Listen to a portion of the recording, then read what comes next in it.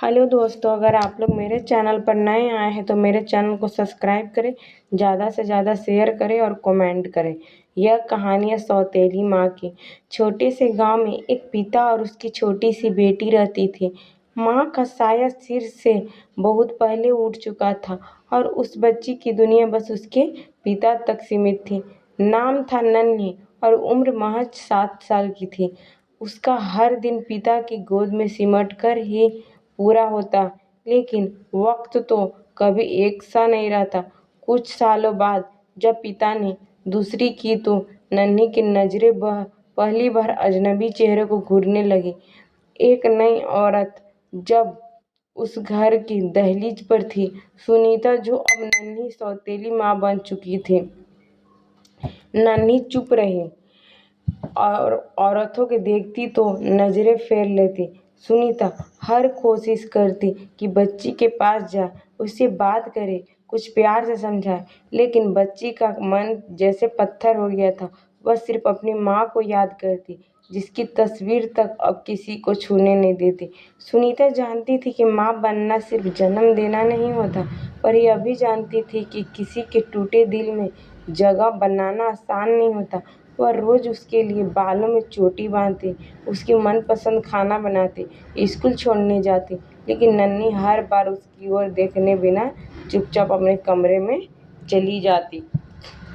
दिन बीतते गए, मौसम बदलते, लेकिन नन्ही का व्यवहार नहीं बदला। एक दिन स्कूल में लौटते वक्त नन्ही का पैर फिसल गया।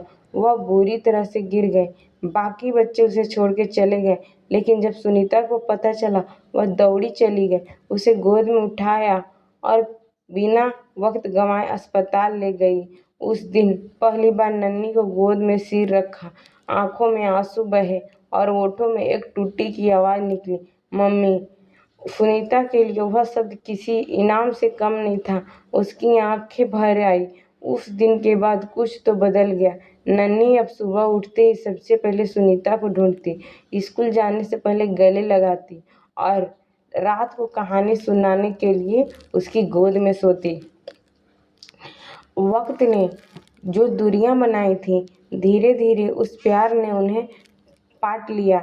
गांव के लोग जो पहले सौतेली माँ का नाम सुनकर ताने देते थे, अब कहते हैं, देखो कैसी किस्मत वाली है नन्ही, जो उसे दूसरी माँ भी असली माँ मिल गई।